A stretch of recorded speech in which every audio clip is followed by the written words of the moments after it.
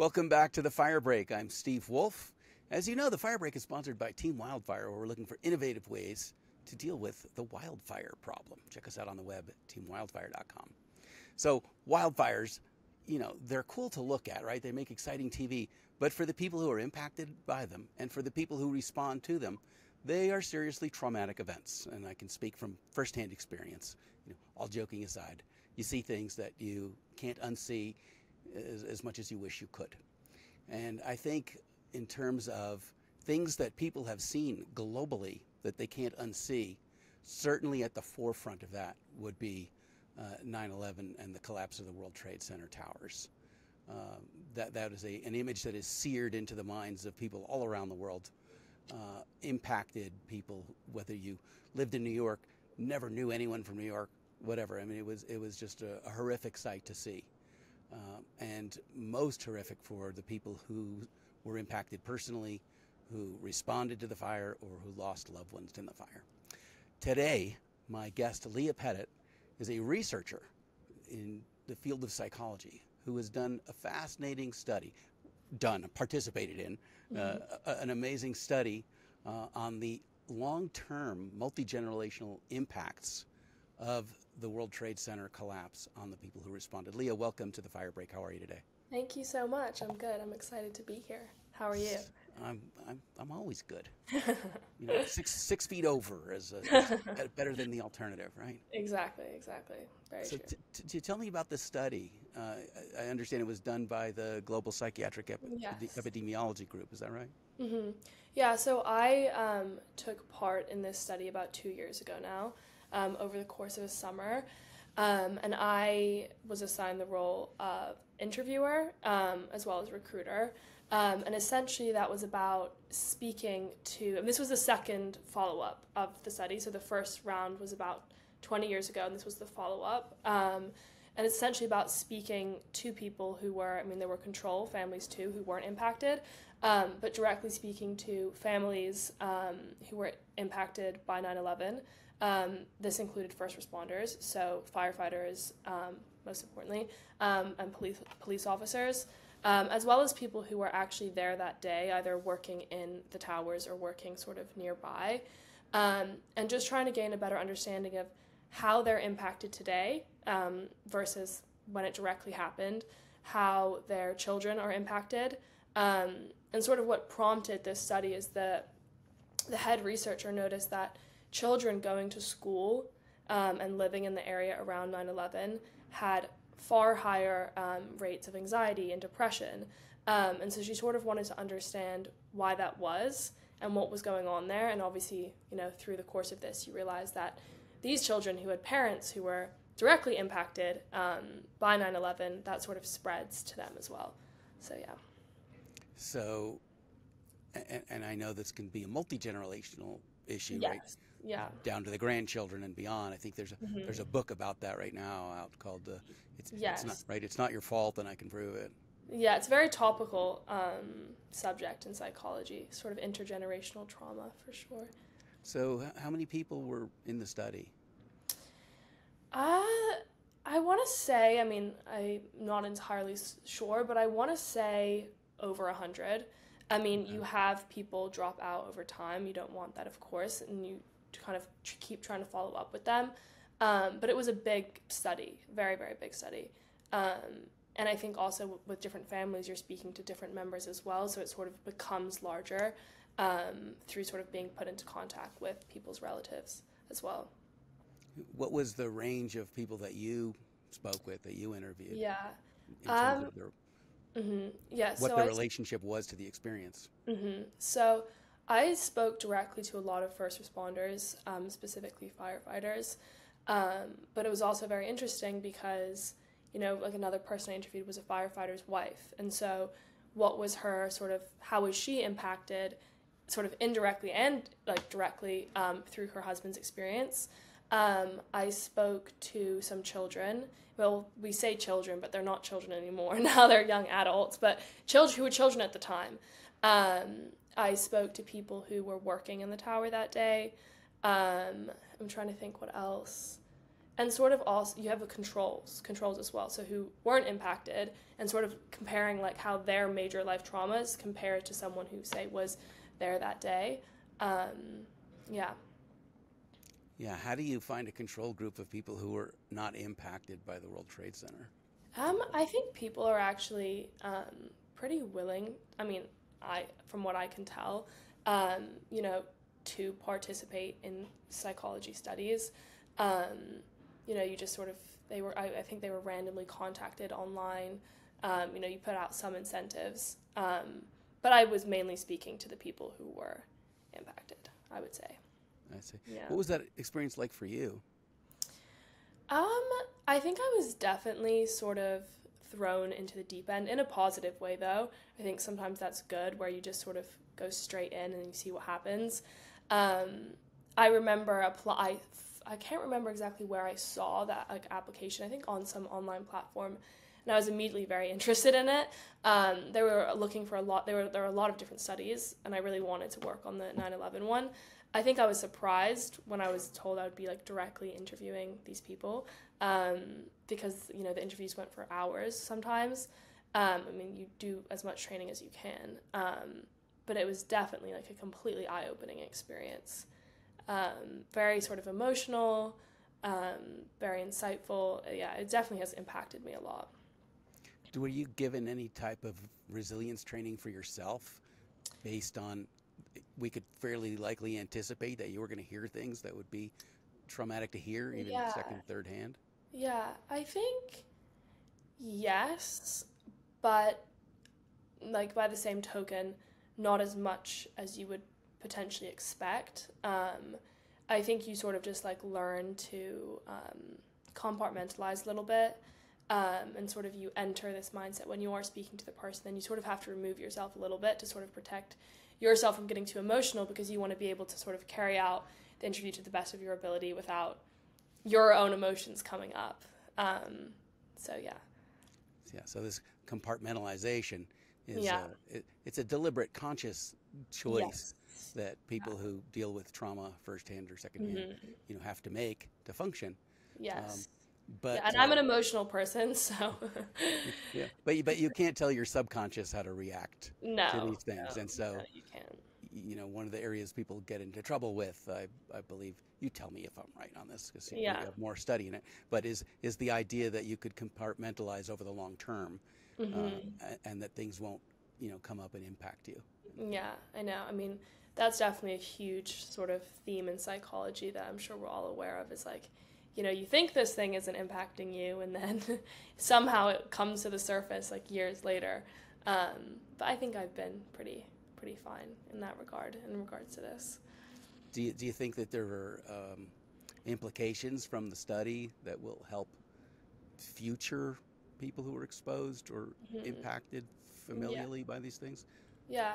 I think it's such an important study, and I think one of the reasons why like everyone was so willing to sort of speak on the phone and spend hours talking about very painful topic with someone that they don't know at all is because they understand how important it is to talk about these things. And I think I remember several people saying, you know, I'm doing this because I really want to help, you know, raise awareness and like to help someone else potentially. And these, you know, these topics need to be spoken about. And so I definitely think, I mean, just through like the interviews that I carried out, I think, you know, this was like 20 years ago now. And I think collectively as a society, we can think, oh, you know, there's so much else going on. There's constantly sort of threats going on across the world. That's in the past now, but it's not. And it's not for the people who were there that day. It's something that they quite literally face every single day. So I think in addressing it head on, we're sort of raising more awareness on like how to better deal with these crises and help individuals who face them. So, what do you think in terms of specific practices? You know, In terms of what?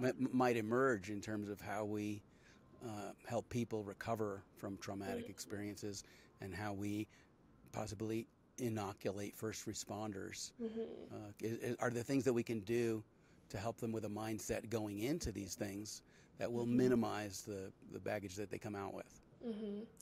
I mean, I think there's two sides to it, because I think with first responders, in order to sort of be able to face something so horrific, I do believe you have to sort of, and I recall someone saying that sort of, you have to think of it as like you're almost going to war, and you have to enter that mindset of like, even if you're putting out a fire, but you're fighting something, and like you're doing it for a better, greater whole. But I think on the flip side, I mean, I think things have changed since 2001, but especially with this sort of masculinized, like, firefighter, police officers, where things just weren't spoken about as much, and there is this stigma around talking about how hard it is and the things that they face. So I think definitely just putting practices in place in firefighting officers or police officers to like speak about things and like address the things that they've gone through will better help them like in their like careers later on as well.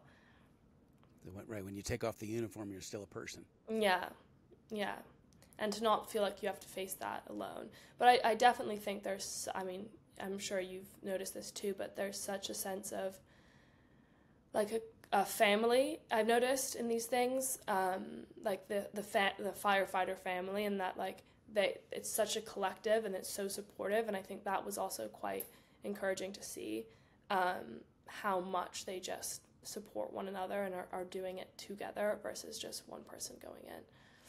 And do you think that 9/11 really, and the impacts of it on people, was the beginning of a sea change in terms of how people deal with the concepts of therapy, talking things out, creating safe space to go through these things?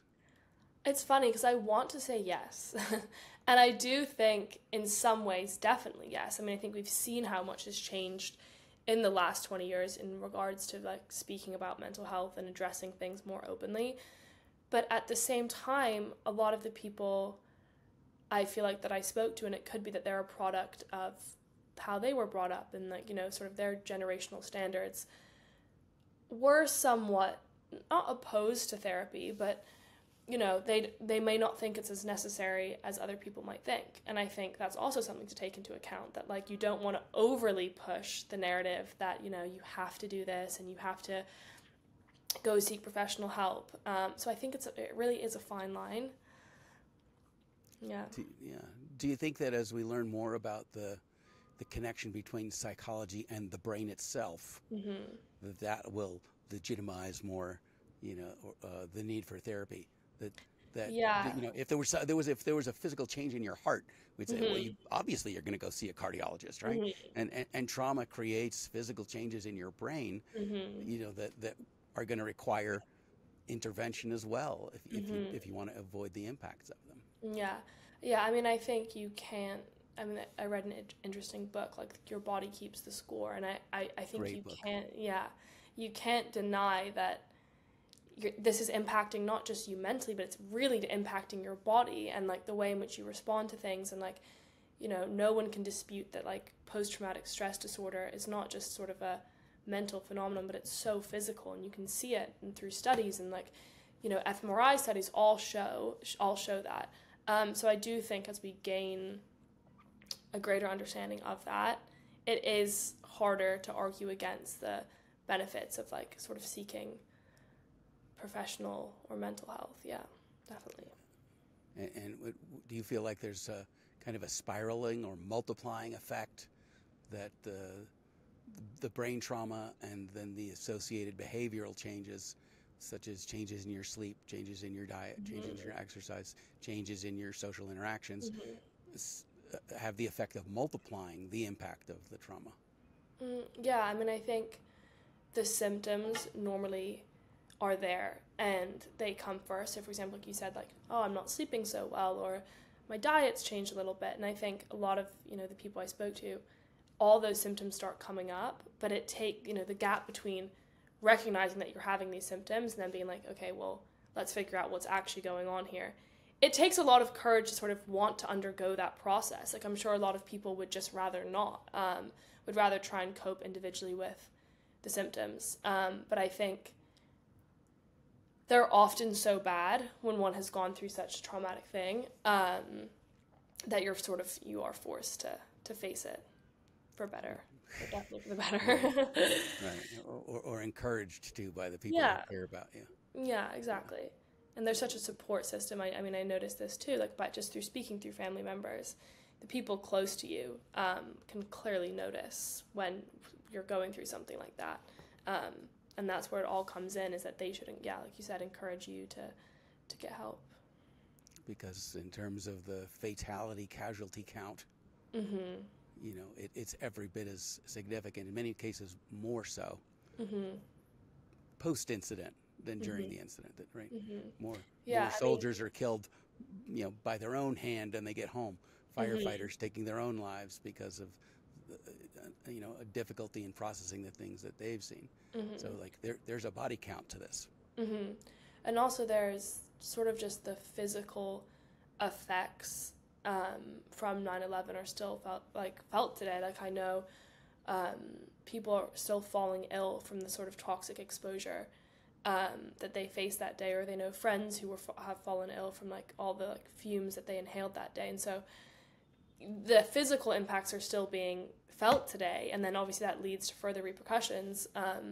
But I do find that it's not something that's so spoken about, or something that you would see everywhere as well. Yeah.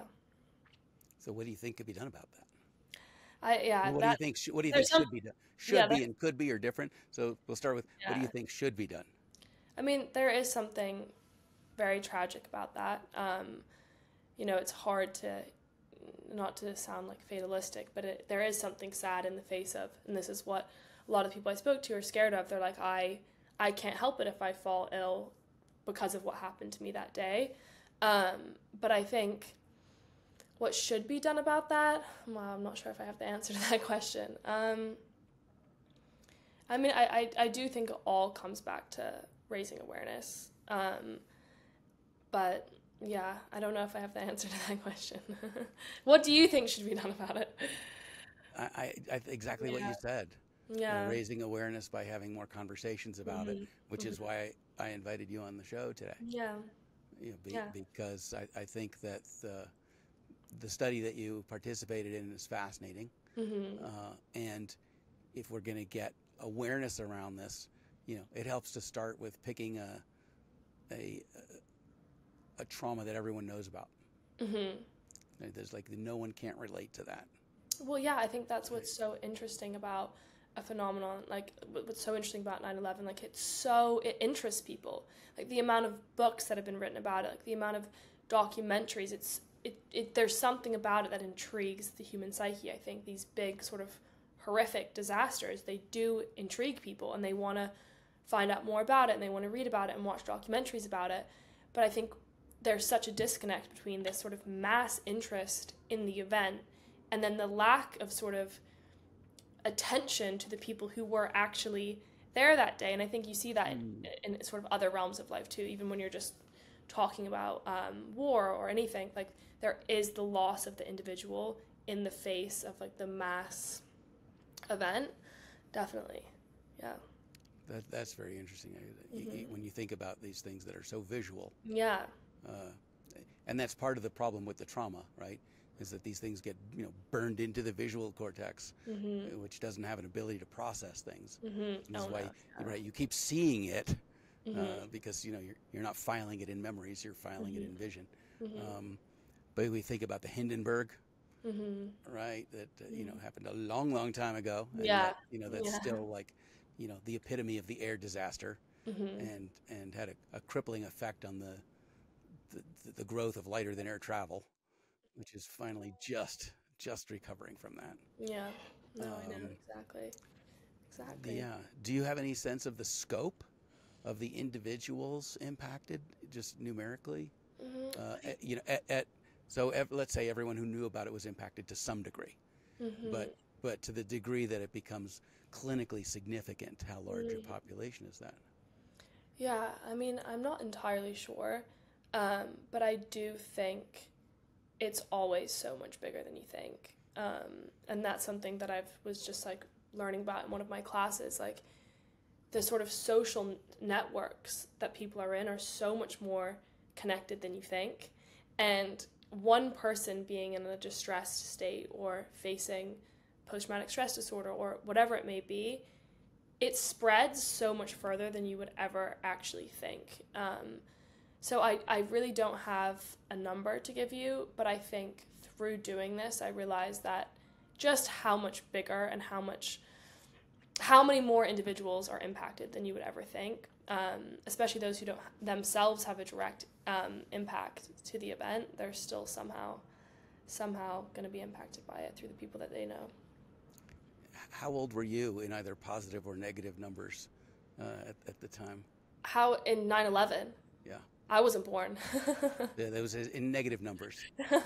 I was -1. -1. Or like -9 months. Okay. Yeah, I know. So what did you think about it at the time? Where were you? Probably like everyone who you speak to, they remember exactly where they were and I what know, they were I know. doing, right? Mm-hmm. Yeah, and I got a phone call, from my mom, turn on the TV, Mm-hmm. and I turn on the TV and I see the towers burning, and then Wow. watching the towers fall, and Mm-hmm. Everyone was just in shock. Yeah, I can't imagine. And at the time, I was the president of my neighborhood association, and I knew that everyone was going through this disbelief Mm-hmm. and horrific sadness and Mm-hmm. just shock. Mm-hmm. So I sent out a note. I said, let's all meet at the flagpole. Aw. And about 30 of us came together, and we just hugged each other. Aw. And, we were really thankful Yeah. for each other's support. And, Mm-hmm. I know. I mean, that's and sort of. I'm sure you've had, you've heard many similar things, but Yeah. I mean. really impactful. It makes you hug your children and Mm-hmm. be thankful for your relatives, and Mm-hmm. really points out the frailty of life Mm-hmm. from any cause. Mm-hmm. Yeah, and our own mortality is something that we often successfully divorce ourselves from thinking about. Oh yeah, for sure. But when you're faced by it in such a mass casualty event, Yeah. you can't not think about that. No, and it shakes you to your core, and I think it's that. Yeah, I think one of the more sort of emotional elements is how something so awful brings people so together. Yeah. And like there's something very beautiful about that as well. Like in the face of something so horrific, you have this newfound appreciation for like you're saying, like the people in your lives and like the people you love, and it makes like you said, it makes you want to become closer and hold them together because you realize how fragile life is in the most horrific way. So yeah, I definitely realized that too. Yeah. And it really shows the extremes, I think, of people's emotions. Oh wow, yeah. On all sides, right? Yeah, because there's a lot of anger too. And I think the people who did this were really angry too. Yeah. Right. But I think sometimes you have to appeal, sort of talking about like the mindset of the first responders going in, like in anything in life, when you're sort of faced, you're forced to face something directly. Sometimes you have to appeal to anger in order to get through it, in order to sort of make yourself capable of facing something so unfathomable. So there was definitely a lot of that too that comes up. Even if some of it is forced, it's just sort of a mechanism. Yeah, it's actually something we train for. Mm-hmm. If when you're training people to deal with a violent criminal attack, Mm-hmm. You have many responses that you could choose from, Mm-hmm. and if people don't have a sense of choice, they'll go with fight, flight, flee, Mm-hmm. whatever. Mm-hmm. But if you tell people in advance, if somebody approaches you or intends to do you harm, get angry.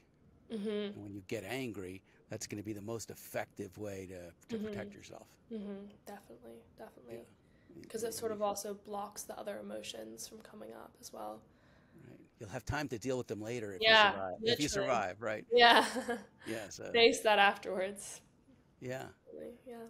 very, very, very interesting. What do you think are the wider term implications, beyond first responders for this? Do you think that this, like many things, the research starts with the military, then it moves to the professionals, and then it ends up with the civilians? Um, I don't know. I really don't know. I think like there's so much research being done the whole time. And sometimes I think it is a little difficult to see straight away, like its impacts. I mean, I'd like to think that the research gets out there and awareness is increased and like we're contributing to bettering the ways in which people deal with things, which I do think is the case. But I think it takes a lot of perseverance. I think research is hard. I think especially when you're dealing with people who have, it's not easy. It's not as if you're sort of just doing a physics experiment. People have emotions and complexities and preferences for when they want to do things. But I do feel positive that the sort of these interviews and, speaking to these people something definitely positive will come of it.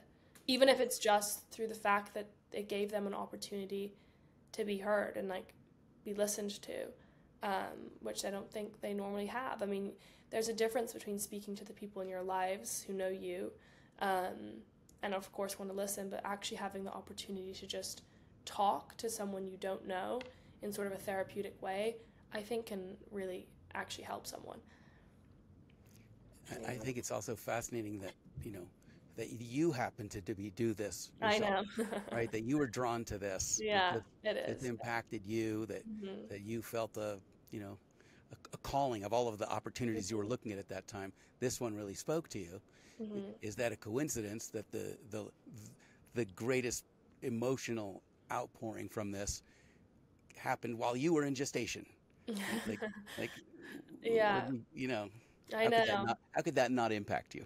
I know. And it's funny because I don't think I've really had, even now, now I'm really sort of sitting and thinking about it and reflecting on it, and thinking about the ways it impacted me, because it was such an amazing experience, and I'm so grateful that I got to do it, because there's only such a certain time frame that you get to speak to people who were directly impacted from the events.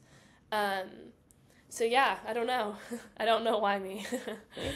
I was pulled to it for a reason. Yes, I think Yeah. so. Yeah.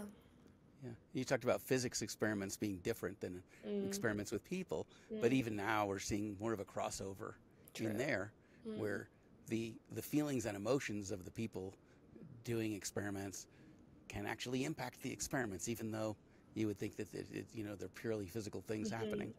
That's true. NASA did research on this, right? How do you feel about the computer that you're working with? Right? And given that, a computer could be doing billions of calculations, and if even there's a, 1 in a trillion chance that your emotions impact that computer, then ultimately that can still have a big impact on, whether you hit the moon or not. Yeah. No, that is very true. Yeah. Yeah.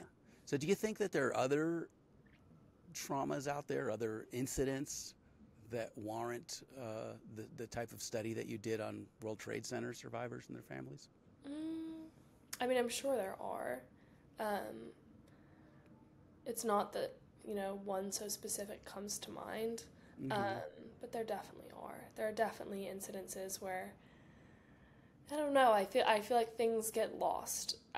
Events get lost very quickly because of how much is constantly going on, and obviously we're going to focus on the present and what, trying to face everything that we have to face now. There's always so much going on in the world. I mean, even especially now, there's a lot. But I think it's important to think about the things that, have happened already. But nothing that specific comes to mind. Do you think the presence of an other has an impact on how we deal with the trauma?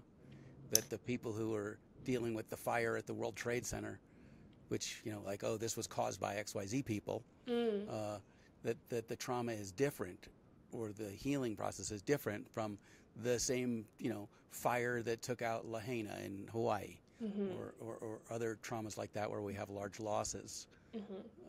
Yeah. I mean, I think interpersonal trauma impacts individuals very differently to non-personal trauma.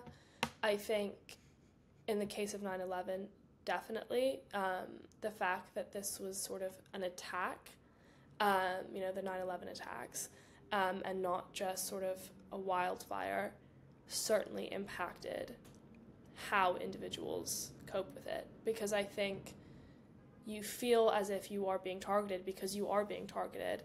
And I think, we were just speaking about anger, but I think a huge reason why there was so much anger was because of the presence of the other, and the mindset of like going to war, like I'm fighting for self-defense from someone else, definitely impacts individuals. And I think even today, speaking to them, there's still so much anger that this happened and was able to happen, and that like it was real life. It was something that, it sort of seems like something from a movie or a dystopian book. I don't think you can ever really make peace with it the way that you can maybe make peace with something that's more natural. Well, since you brought up making peace, I think it's interesting that our response to attack is, more attack, right? Which, I mean, you get the Hatfields and the McCoys here, retaliating back and forth, or what's going on in the Middle East right now. This is just a continued play out of, thousands of years of he said, she said. I know. Yeah, that's what I was just thinking.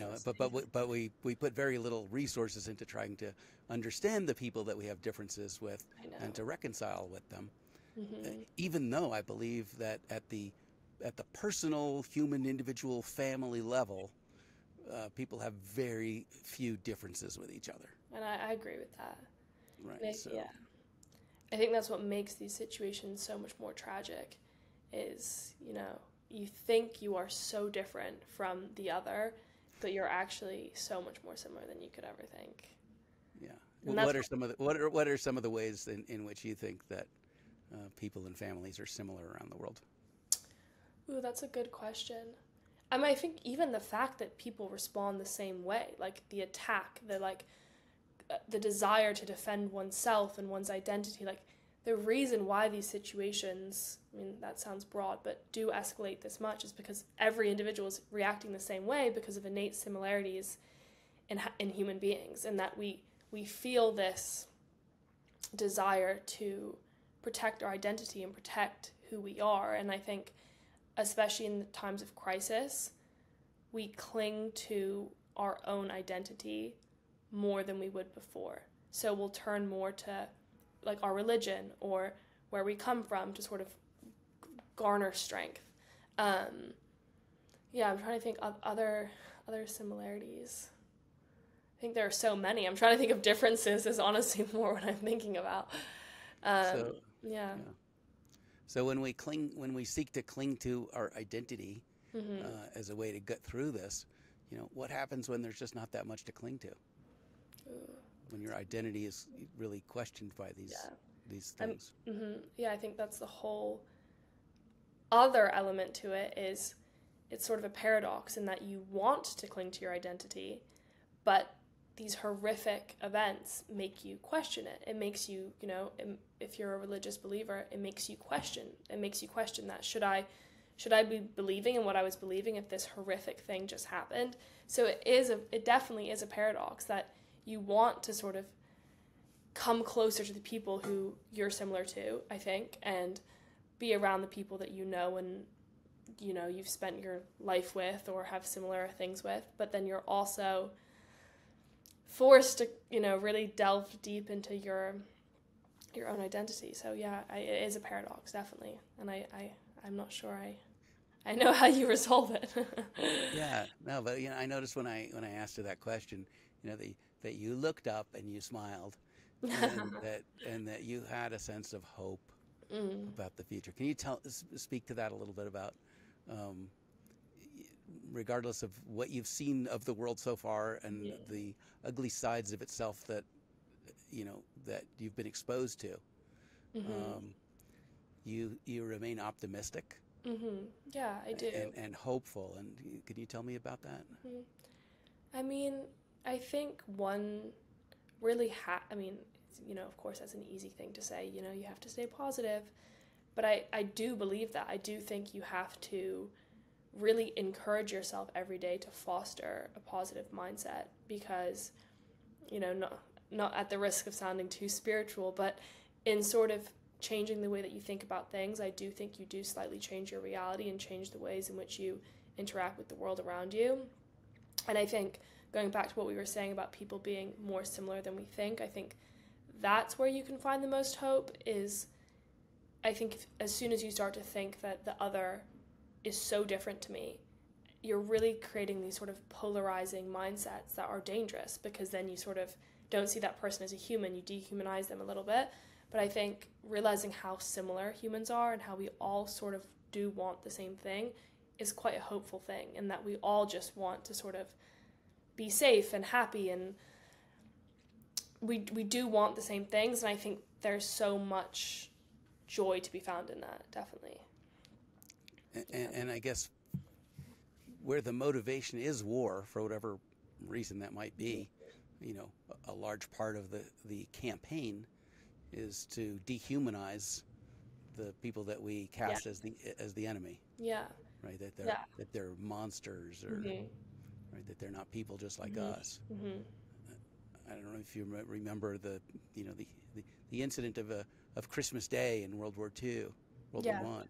I didn't. Right? Yeah, I know what you're going to say. Right, when the soldiers put down their guns and they get out and they're people together, right? And they go play soccer together, and the next day they pick up their guns and go back to killing each other.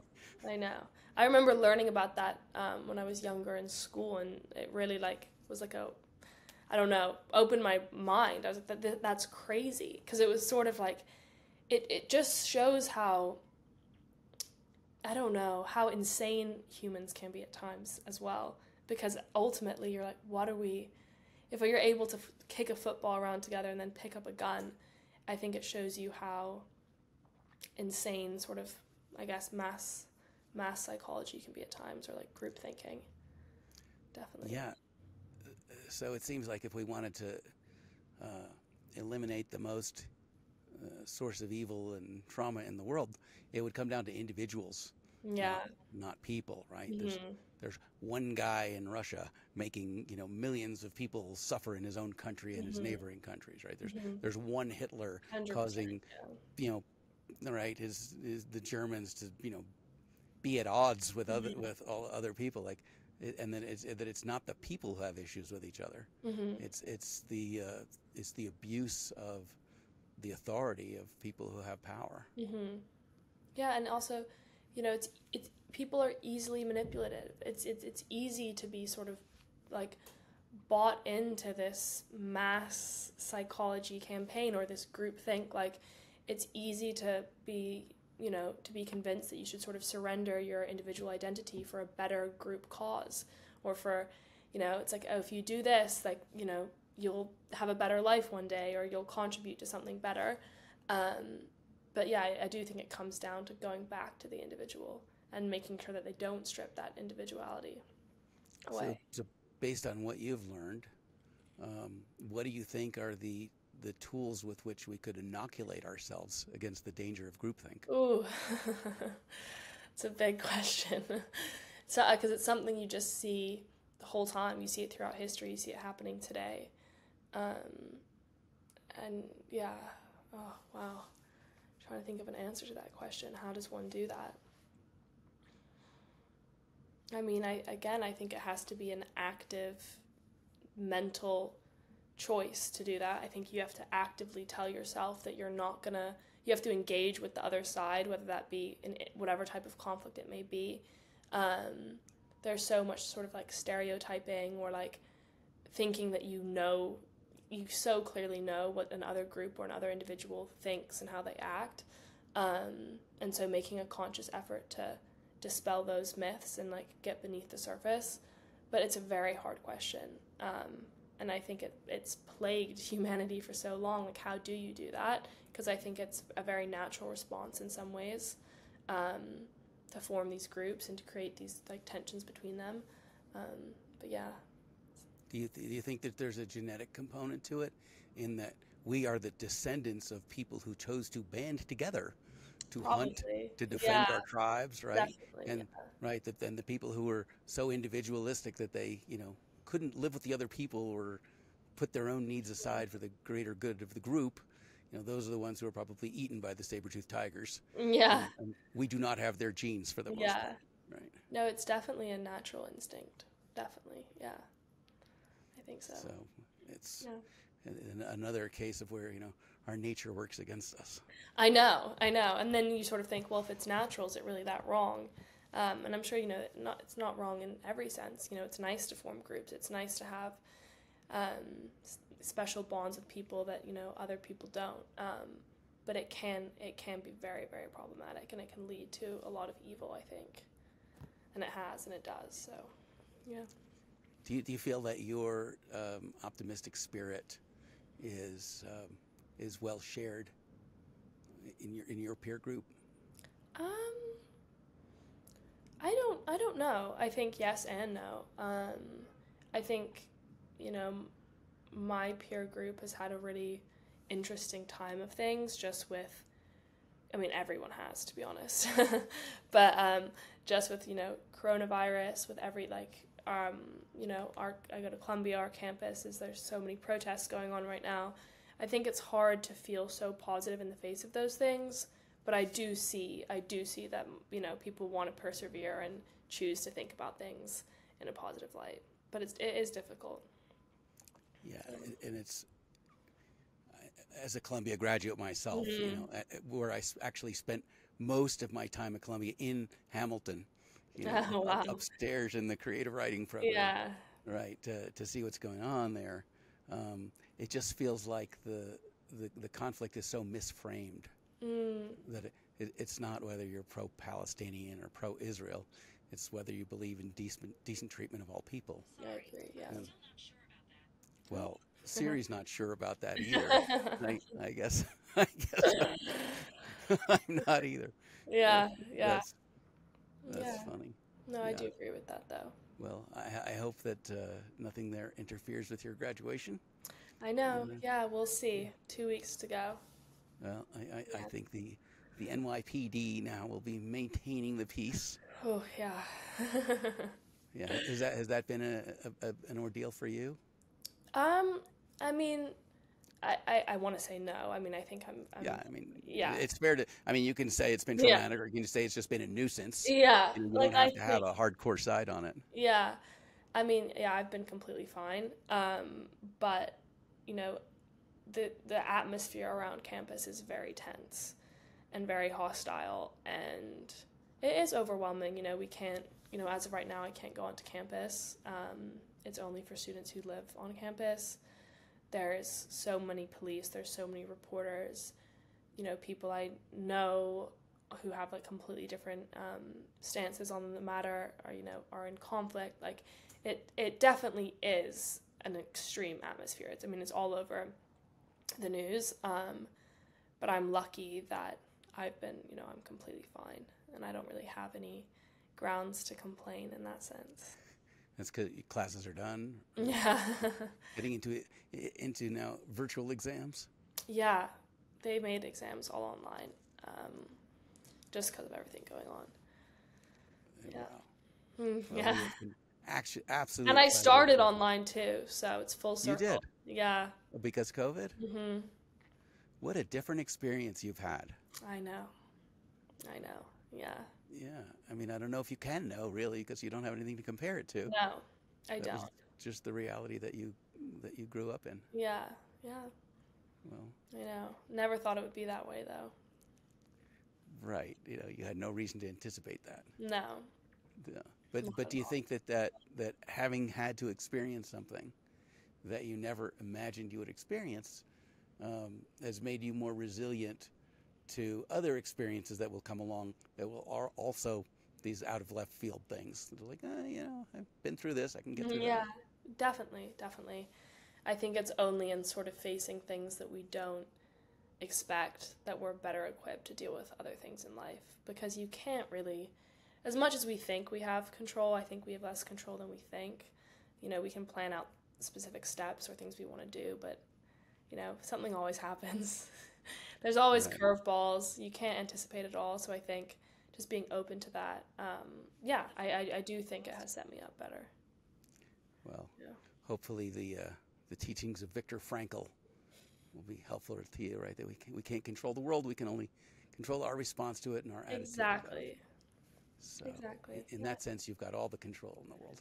Exactly. Right between your ears, right? That's a nice way to think about things. That's great. Leah, I cannot thank you enough for Of joining me course. today on the podcast. Thank you Absolutely so much for fascinating. having me. You're welcome. And I hope you'll come back and join us again. Yes, I'd love to. I'd love to. Leah Pettit, a soon-to-be graduate of Columbia University, studying psychology and working on some really cool stuff. And I know lots of cool stuff coming up in the future. Just as I hope we'll also have some cool stuff coming on in the future for the fire break.